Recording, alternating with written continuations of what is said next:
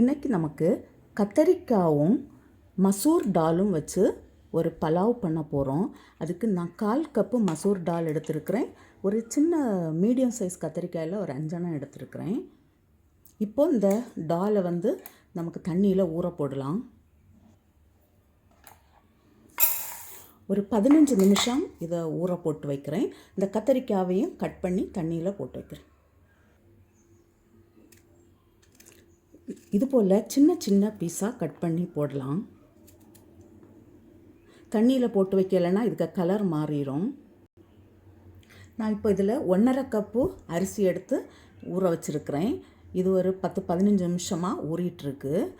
இது நார்மலாக நம்ம சாப்பாட்டுக்கெல்லாம் உள்ள அரிசி. இதில் பாஸ்மதி ரைஸ் வேணுனாலும் நம்ம எடுத்துக்கலாம். இப்போது ஒரு குக்கர் வச்சு நான் ஒரு 2 ஸ்பூன் போல் கீ விடுறேன்.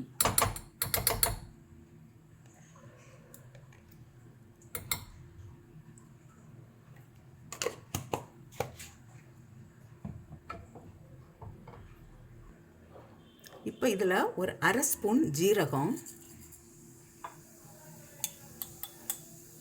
1/2 ஸ்பூன் ஷாஜீரா, இது இந்த பிரியாணிக்கெல்லாம் போடுவாங்கல்ல,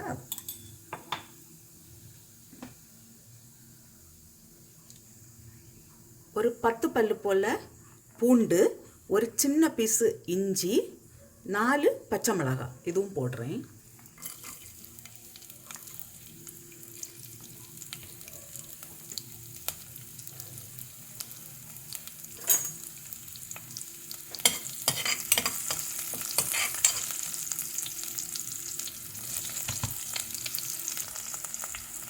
இப்போ இது கூடவே நான் அந்த கட் பண்ணி வச்சுருக்கிற கத்தரிக்காவையும் போடுறேன்.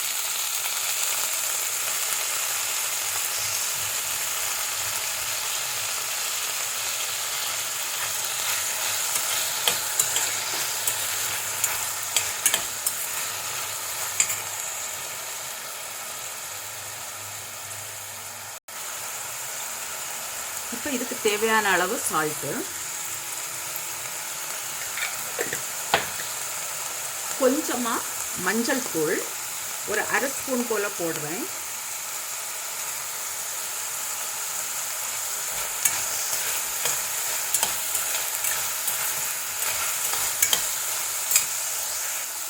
இப்போ இதில் கொஞ்சம் மல்லி இலை போடுறேன்.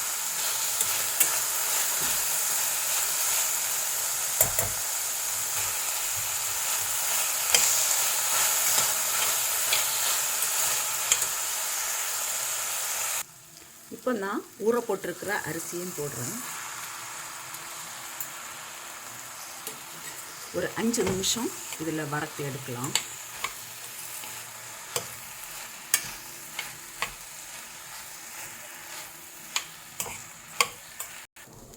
இப்போ இதில் ஒரு 1/2 ஸ்பூன் சுகர் சேர்க்குறேன்.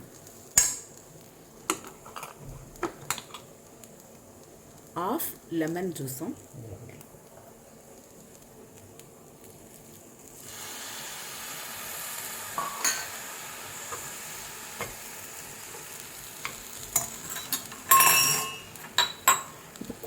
கொதிக்க வச்ச தண்ணி சேர்க்குறேன்.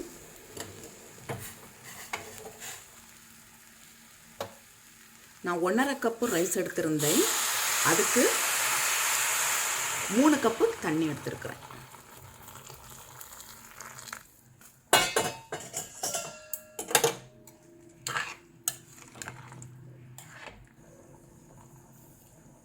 கொஞ்சமாக சால்ட்டு. இதுக்கு காரம்னு சொல்கிறது அந்த பச்சை மிளகா தான். அதனால நம்ம காரத்துக்கு தக்கபடி பச்சை மிளகா சேர்த்துக்கணும். இப்போ நான் இதை குக்கர் மூடி வச்சு ஒரு விசில் வாரது வரை வேக வைக்கிறேன். இப்போ இந்த ரைஸுக்கு நான் கொஞ்சமாக வேர்க்கடலையும் கொஞ்சம் முந்திரி பருப்பும் ஃப்ரை பண்ணி எடுக்கிறேன் மேலே போடுறதுக்கு.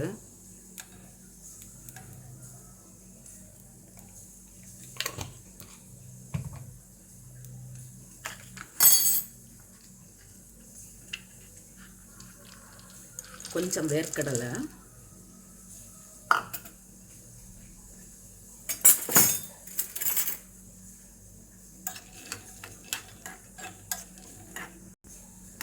இது ஏற்கனவே வறுத்த வேர்க்கடலை தான். நான் இது கூடவே முந்திரி பருப்பும் போடுறேன்.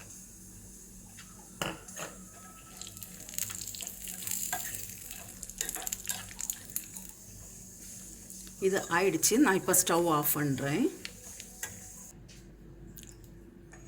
இப்போ ரைஸ் ஆயிடுச்சு. உதிரி உதிரியாக இருக்குது. இப்போ இதில் நான் கொஞ்சமாக கொத்தமல்லி இலை போடுறேன்.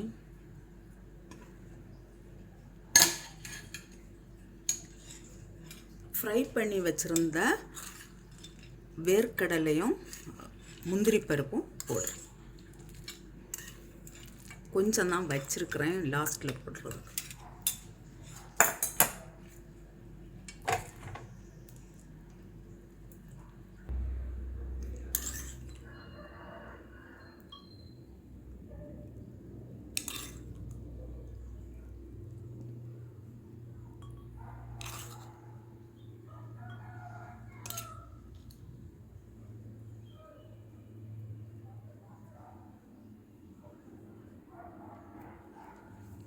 கத்தரிக்காய் டால் பலாவ் ரெடியாக இருக்குது. நீங்களும் இதே போல் செய்து பாருங்கள். செய்து பார்த்து உங்களுடைய கருத்துக்களை தெரிவிங்க. உங்களுக்கு இந்த சமையல் பிடிச்சிருக்குன்னா சப்ஸ்கிரைப் பண்ணுங்கள். உங்களுடைய ஃப்ரெண்ட்ஸுக்கெல்லாம் ஷேர் பண்ணுங்கள்.